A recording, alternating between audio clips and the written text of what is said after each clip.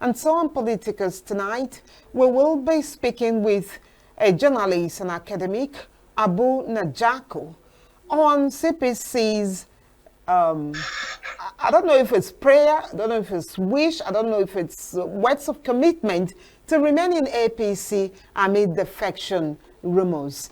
And so, Abu, good evening. Thanks for joining us. Good evening. How are you doing? Good. Hope you're doing good too. Yeah, thank you. Thank you for having me. Right away, sir. When you heard, or when the statement came from ex-CPC members, part of which a part of that block of APC was also the immediate past president. We remembered the merger that happened in 2013, or the coalition as the case may be, in 2013 that was in the build-up to 2015 general election. But when the statement is coming in 2025, over a decade later, what do you think would be the reason that it is popping up at this point?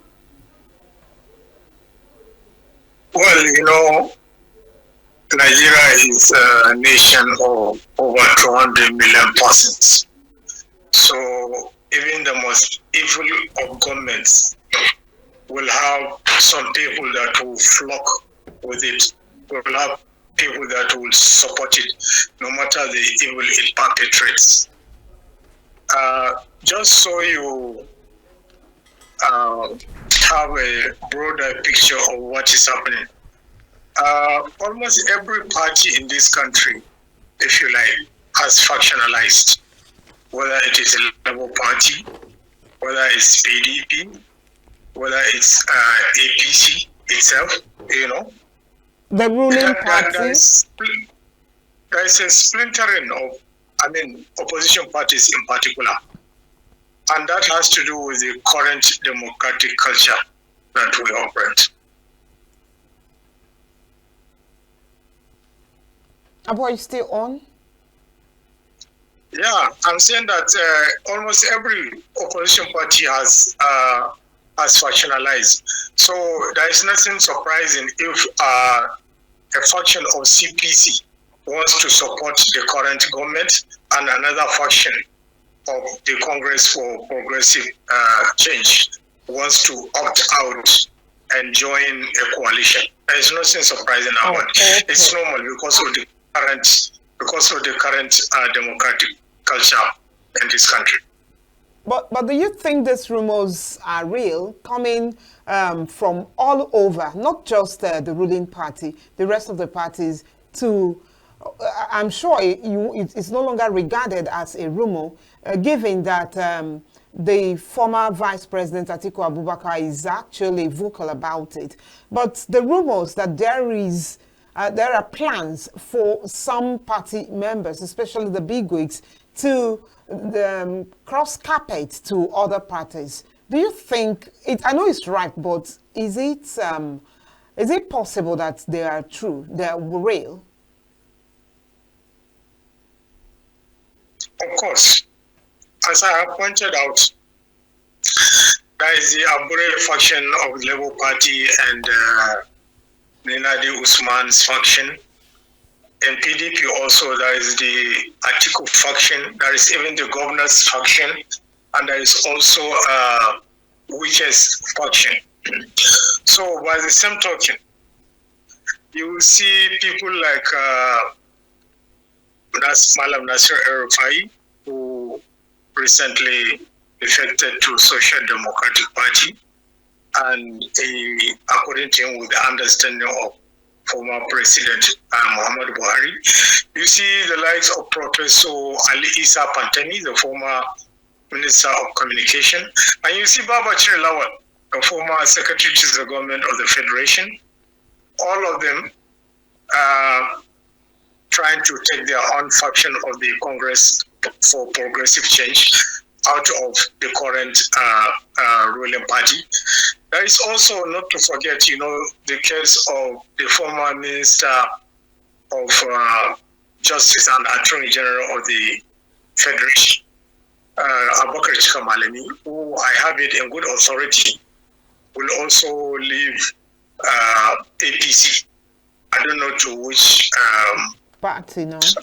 Party in particular, yes, but I know that Pantami, El-Rufai, Babachi Lawal, and now Malami, all of them will opt out of APC. But then on the other hand, you have people like the former governor of Nasarawa State, Tanko Almakura, and and some of the people in his own faction are also saying they are not leaving the ruling APC, that they understand there are challenges, but that those who are dissatisfied with the current order should follow use internal mechanism, follow some channel, to get things resolved. And I have respect for Tanko Almakura, because if you remember, around 2011, he was the only CPC governor in the then, he was the only CPC governor, yes, from Nasarawa State. And that was during Jonathan. I know that attempts were even made to impeach him, but he survived it. So yes, Tanko Almakura is a bona fide member and a staunch member, if you like, of the CPC aspect of the ruling party. So it's okay if Almakura and his group say they want to remain in APC. I think it's understandable. And like I said, almost every party has factionalized in this country, and you cannot expect any one single party and its members to all remain in APC if they are part of the APC, or all of them opt out, to other parties. Former Nasarawa State Governor Almakura is not the only governor of the CPC extraction that has, that is in on this particular statement and reaffirmation to the president and the ruling party APC. The former Katsina State Governor is also Aminu Masari. Yes, Aminu Masari is also a part of this.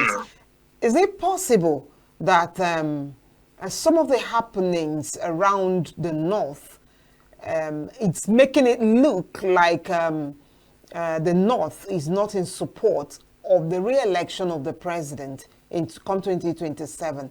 Could it be the reason that some of these persons are speaking up at this time?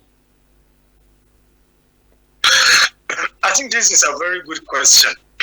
I can tell you for a fact, and free of charge, that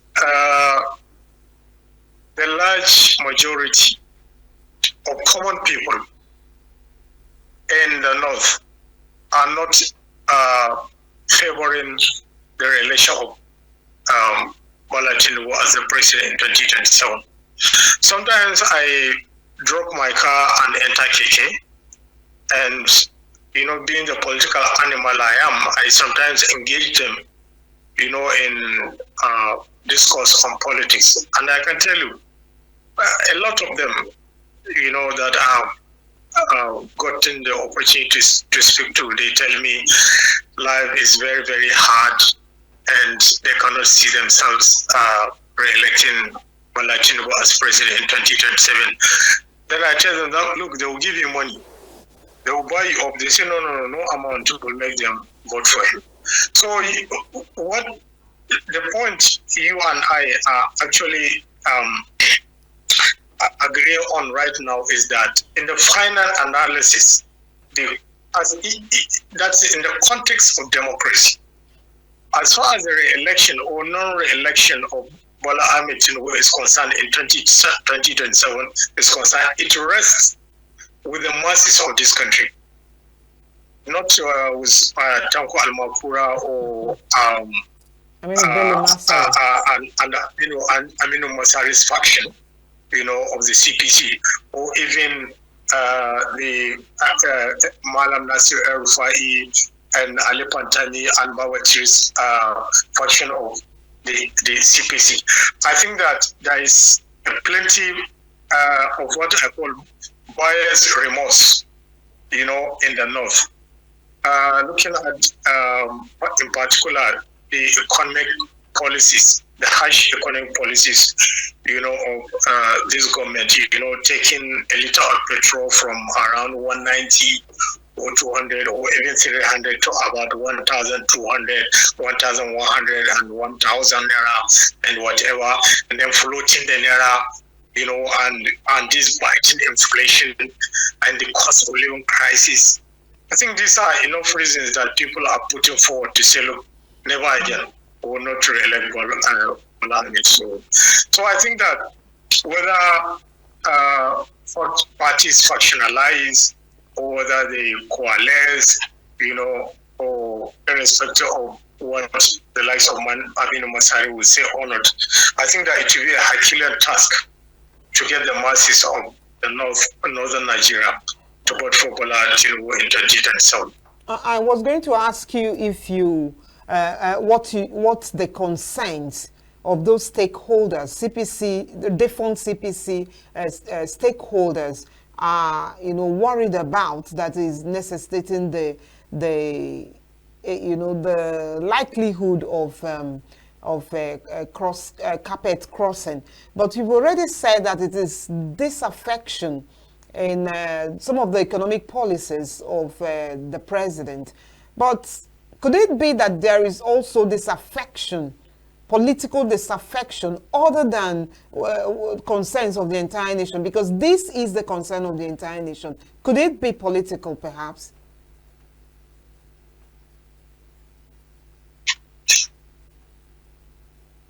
Okay, so I think we have to take note of something. Under this government, opposition is almost lying prostrate. And part of it is because of this government's strong use of blackmail and, if you like, patronage, blackmail and patronage, and other unsavory political tactics, that they use to win people to their side. You remember, ex-governor of Katsina State, Aminu Masari, said that he was done with every or any political appointment after he had finished his second term as governor. But then Masari went on and took appointment as the chairman of TED Fund. And TED Fund, I don't know, TED Fund, anytime you hear funds, then you know that there's a lot of money to play with there. So TED Fund collects a lot of taxes from corporate organizations and so on and so forth to intervene in the education sector. So I don't know whether it was a huge amount of money that he will manage as chairman of TED Fund that made him to go and take that appointment. Otherwise, he will have suggested one of his proteges, one of the younger persons, to go and, take up that appointment. And remember that you don't even hear Aminu Masari. Once they gave him that TED Fund chair, he just went there and kept quiet. And I don't know what he's doing as the chairman of TED Fund. And maybe it's the same also for other members of the CPC faction that say they will remain, inside this government. So it's possible the political patronage or the fear of blackmail, is stripping them of the independence of decision making. On the other hand, I salute and encourage and doff my heart for that faction of the CPC that says, look, the way they are running this country, the situation is hopeless. The masses are really, being plunged into unspeakable poverty, and so on and so forth. And I think that faction has kind of correctly, if you like, read the minds, of the people outwardly and inwardly.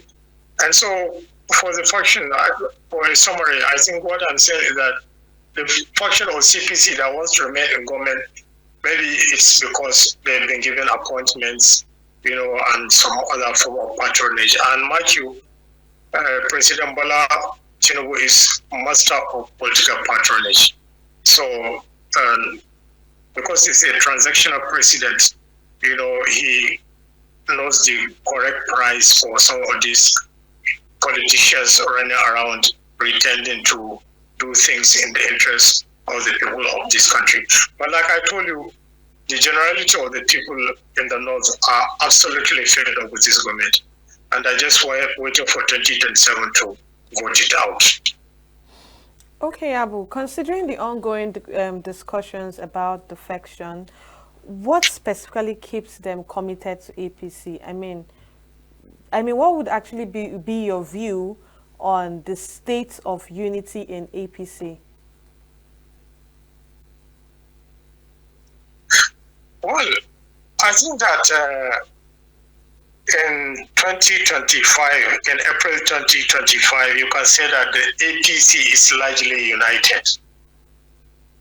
Because I think that around 2012, 2013, all the cracks, in the then ruling PDP were out, and preparations were being done in the open to actually defeat Jonathan in 2015.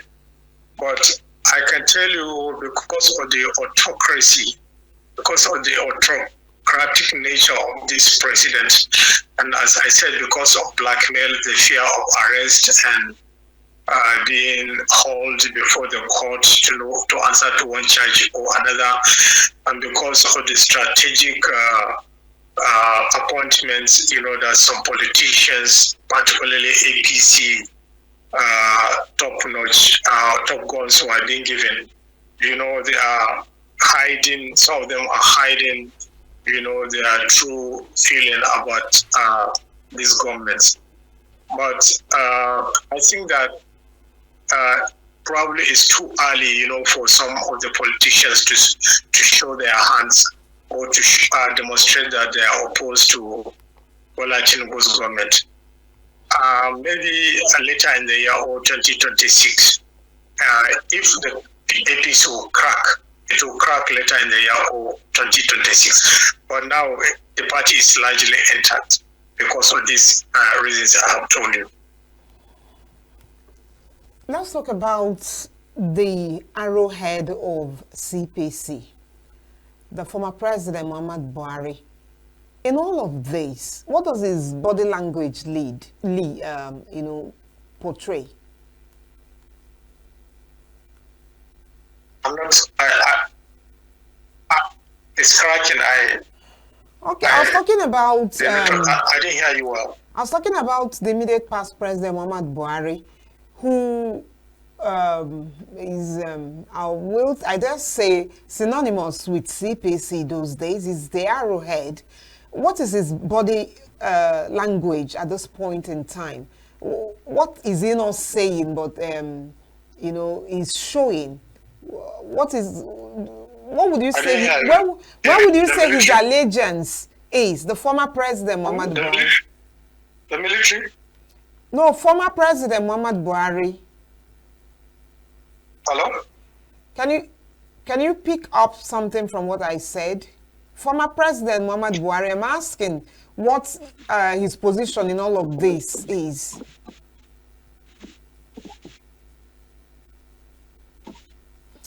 Okay, who observed the short break? Okay, President. Can you pick up what I'm saying? Okay, you are talking about President Muhammad Buhari, yes. His attitude to this all of those defections CPC.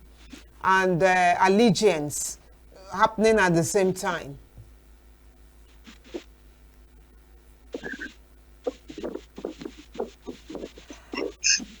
Okay, if I get you correctly, if I heard you well, you said what is President Buhari's attitude is to the politics in his former party, the CPC? Yes. And of course, APC is the party on whose platform he served as the president. So, what is his own position in the various defection, and the fact that it got to the point where the SCPC members would have to, make allegiance to the president? Well, President Muhammad Buhari has this laissez-faire attitude. He doesn't have any hardened or rock-solid position on these matters. You will recall that you are with me, right? Yes, go ahead. Okay, good. You will recall that when former governor of Kaduna State, Malam Nasir El-Rufai, wanted to quit the APC, he went to President Muhammad Buhari and paid homage to him and explained his predicament to him. And Buhari's attitude was, well, if that's how you feel about it, if you truly want to leave APC for the reasons you have given me, I cannot stop you. You are free to explore or pursue your political career in the party of your choice. So I believe that's the same attitude that President Buhari will bring to the disclosure by ex-governors Aminu Masari and Tanko Almakura and their fellow travelers when they say that, look, we are CPC, we are not going anywhere, we will remain in the ruling party. So Buhari doesn't tell people to do or not to do things. He likes to give people the freedom to choose what they want to choose for themselves, and he has always been like that. You remember that in 2011, what prevented CPC, so to speak, from winning the gubernatorial election in 2011 in Kano was the political altercation between Mohamed Abacha and Lawal Jafar Isa. Each of them claimed to have won the primary election for CPC's gubernatorial candidate then. And Mohamed Abacha said he was the gubernatorial flag bearer, and Lawal Jafar Isa, also a retired brigadier, I think, in the army, also claimed to be the gubernatorial flag bearer. And that was how the CPC fought among different factions bitterly and lost the election then to, I think, AMPP also, to Malam Shekaru. So Buhari will always sit back and just allow people to decide what they want to decide for themselves. But you also remember that it will be the same for this situation. It is the same for this situation, for the ongoings. It's the same. APC. Yes, it's the same for this. It's the same attitude he has right now. It's the same attitude he has brought to this new political development. But it's also remarkable, to remind you that he said that as far as he's concerned, his allegiance with APC. It was APC that gave him the ticket and the presidency, and therefore his allegiance remains with APC. He's not going anywhere. Even when he congratulated Bola Tinubu on his 73rd birthday, he said he was happy to be associated with Bola Tinubu, and that he will continue to cooperate with him, this and that. But like I was saying, some of these things, it is too early in the day. Bola Tinubu is such a powerful president that not many politicians will want to come out and face him frontally. So it's likely some politicians are keeping their aces close to their chest until maybe 2026 or before the 2027 election. before they actually pitch their tent in the location of their choice. Do you think this particular drama, inter-party drama, is going to affect APC's stand towards the 2027 elections? Whether the drama will affect what? If this drama, this inter-party drama, have on APC's chances in the presidential election, the upcoming presidential election? Of course it will, because the opposition, the coalition, is just being scripted. It's just being, they're just stringing it. So between now and 2026, I expect the coalition to solidify, and that is when we will see the political tendencies that will, characterize the coalition. I'm still waiting, for example, to see what the attitude of LP, the Labour Party, and Peter Gregory Obi is, because he's still on the sidelines, even though he has voiced support for coalition. He added a caveat that, look, I'm not just in coalition or for politics, just for the fun of it, or because I just want political power. I want a platform that will give us the mandate to regenerate Nigeria and truly give it good governance and excellent administration. So the Peter Gregory Obi's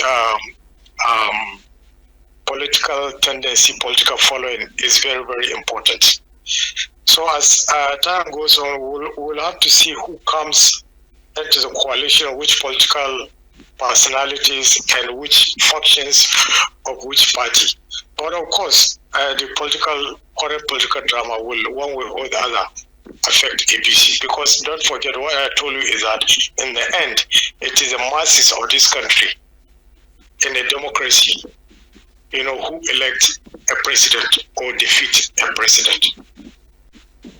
I need you, Abu, to share your thoughts on the coalition, because primarily that's the reason that the crack in APC became obvious, because some party members are also stretching their neck towards the planned coalition. So what are your thoughts? Do you think that what happened in 2015, that is the merger after 2013, that eventually brought APC to power, do you think we're going to experience that kind of a thing with this coalition that is being milled?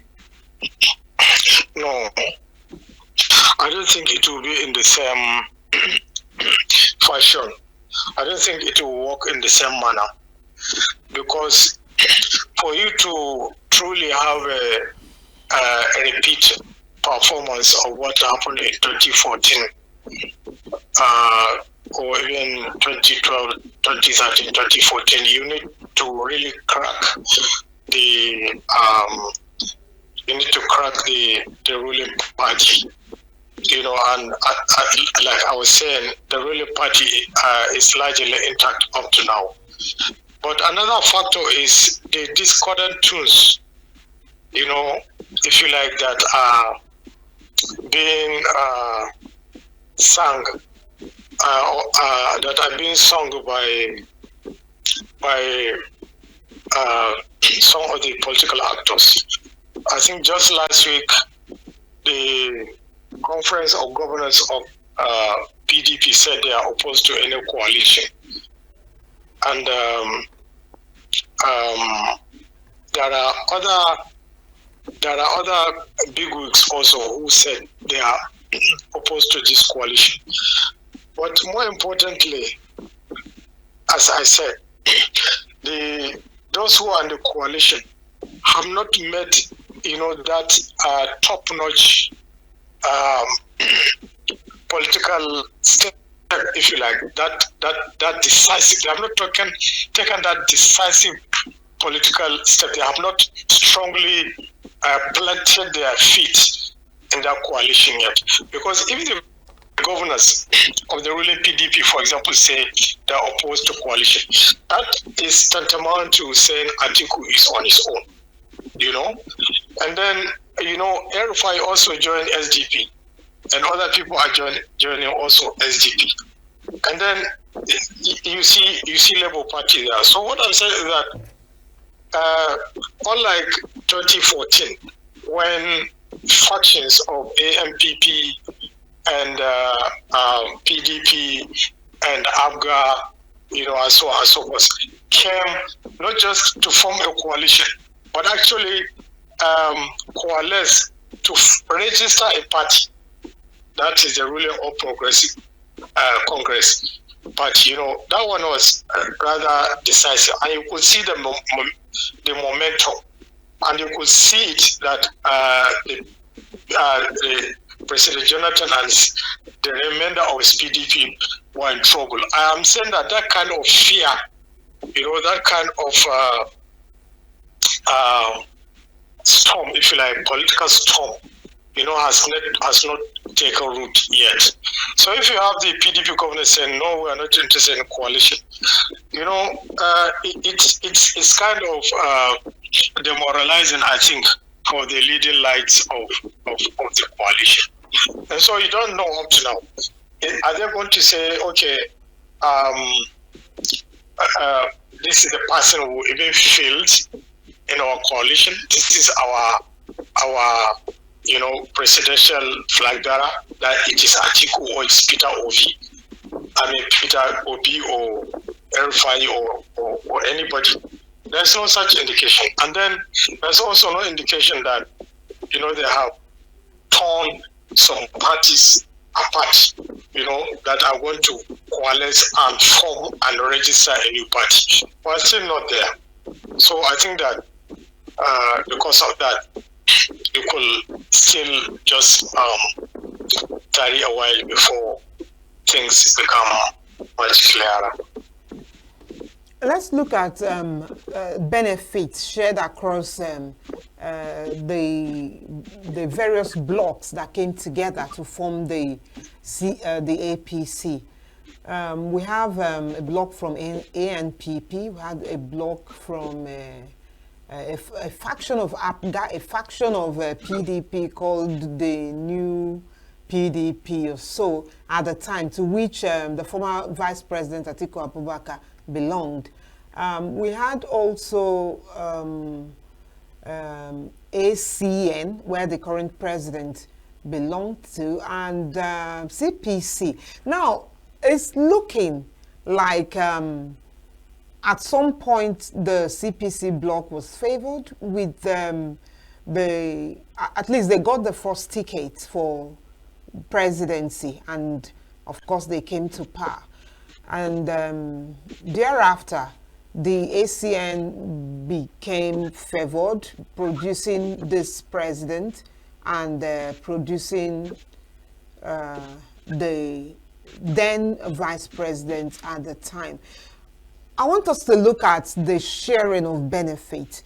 All of these persons who have signed, who have endorsed this allegiance, are they disgruntled because of political benefits? I want this discussion to look at this at this point.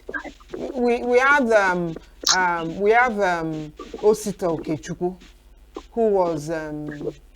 who served in Buhari's regime. We have Okoye Ogbonobla. We have thinking now a former rep from Yobe State and all of those. Does it look like this government is not really benefiting those people? As against, we know that politics is a game of interest. Nobody cares for the masses, in quotes. If you say it is because of the biting of the economic situation and the president, the government's biting economic policies, are you saying that those who are those who are actually pledging allegiance are better favored than the rest? I didn't hear the question well. You say, am I what? Those who have endorsed this allegiance pledge, are they better favored than those who are politically now? We're not talking about the masses and all of those. We understand politics as being a game of interest. Are they better favored than the rest CPC ex-members?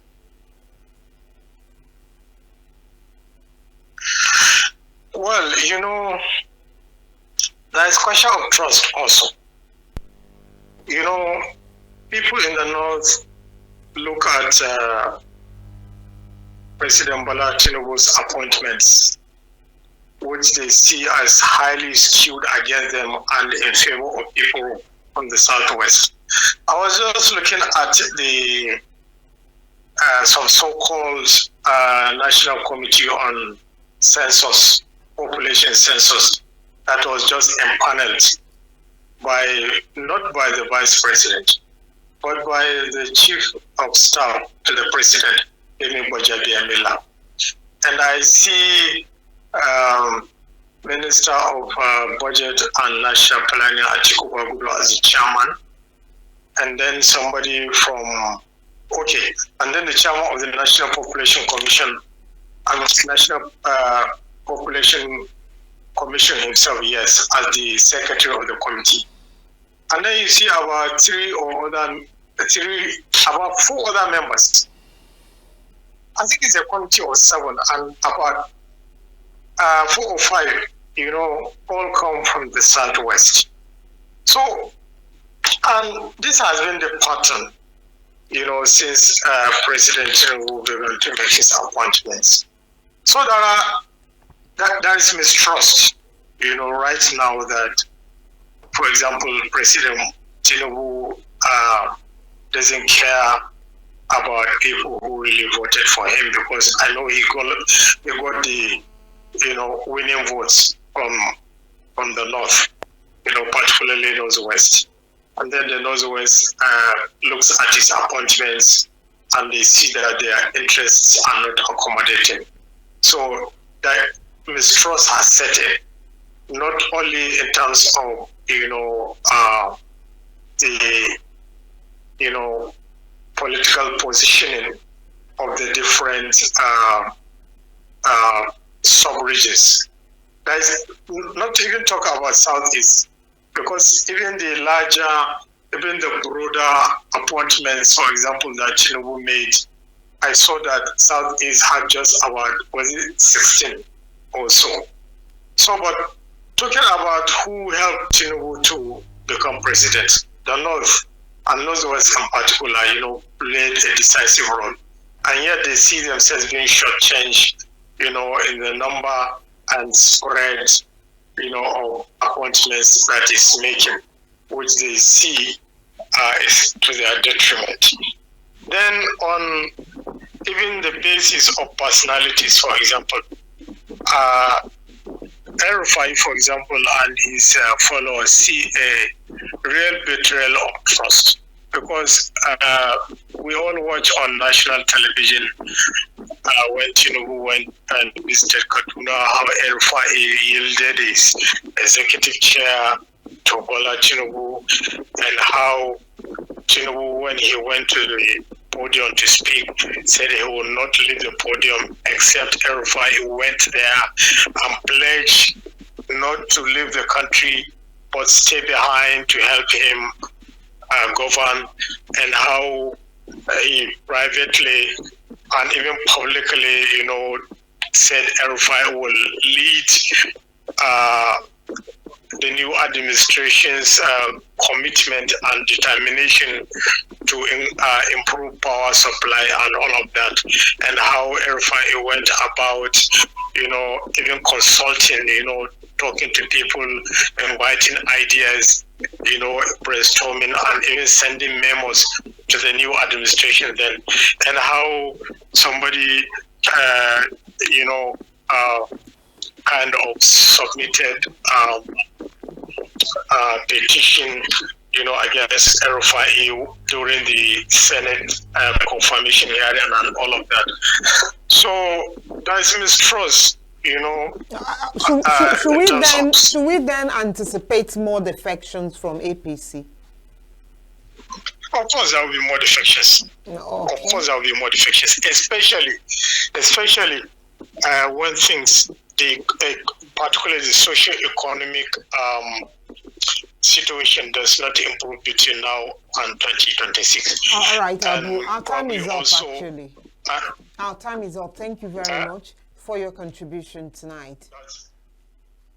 That's okay. You're welcome. All right.